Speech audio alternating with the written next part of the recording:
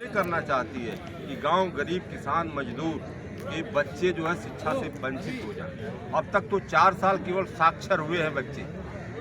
हर परीक्षा में ये परीक्षाएं जितनी हुई प्रतियोगी परीक्षाएं 18 प्रतियोगी परीक्षाओं के पर्चे लीक हो गए और वह पैसा से जिन लोगों ने उस लीक पर्चे को खरीदा वो नौकरी पा गए और जो संघर्ष कर रहे थे इलाहाबाद लखनऊ में जो है रोटी सब्जी खा करके उस गरीब परिवार के बच्चे वो नौकरी से वंचित हुए। और इस समय इन्होंने जो है जो 23 अगस्त को प्रस्ताव ले आया है मान्यता की शर्तों में नया संशोधन ले आया, उस संशोधन में जहां पर 17,000 रुपया हमारा खर्च होता था प्राभूत कोष का वह 7 लाख हो गया, जहाँ 3,000 खर्च होता था सुरक्षित कोष का वह 2.5 लाख हो गया, मान्यता शुल्क 50,000 हो गया, इंटरमीडिएट की मान्यता शुल्क 1 लाख हो गई, एक वर्ष की मान्यता 35,000 हो गई।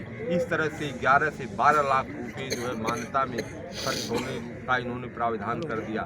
जमीनें कम हो रही हैं और इन्होंने मैंने 2011 में लड़ करके प्रदेश की सरकार से आधा करवाया था, उसको बढ़ा करके इन्होंने 3 गुना कर दिया। जमीन 3 गुना हो गई। कौन शहर में जमीन खरीद पाएगा?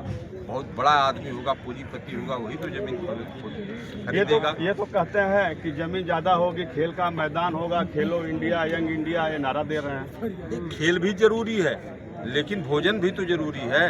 भोजन के अभाव में तो खेल भी नहीं हो सकता, न कोई इस धरती पर कोई फंक्शन हो सकता है भोजन के अभाव में। तो भोजन के लिए जमीन भी चाहिए। जमीन जो है कम हो रही है दिन प्रतिदिन और ये जमीन 3 गुना इन्होंने बढ़ा दिया और बढ़ा करके जो है महंगा कर दिया जो है। और जो सबसे बड़ी बात इन्होंने ये किया कि जो पुरानी मान्यताएं 86 से आज तक 21,000 मान्यताएं वजूद में थी, परमानेंट मान्यता थी, उनको ये नवीनीकरण की बात कर रहे हैं। उसका नवीनीकरण किया जाए, सारे संसाधन नहीं होंगे, नवीनीकरण नहीं होगा और मान्यता अपने आप समाप्त हो जाएगी। जाहिर सी बात है, माना कि उनके पास जमीन नहीं होगी। नहीं, जमीन है, संसाधन चाहिए, बिल्डिंग चाहिए। जैसे 15 कमरे हैं, 22 कमरे चाहिए। 7 कमरे के लिए 30 लाख रुपया कहाँ से ले आएगा? न होगा रुपया, न तो जो पूरा हो पाएगा। लैब चाहिए जो है 5 छठे और इसके बाद आपका स्मार्ट क्लास चाहिए, लाइब्रेरी चाहिए और संसाधन नहीं हो पाएगा, न तो मान्य नवीनीकरण हो पाएगा।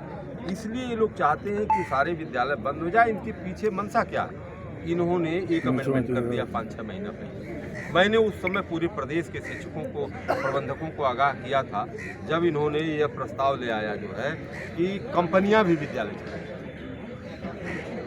तो हमने उसी समय कहा था कि ये विद्यालयों को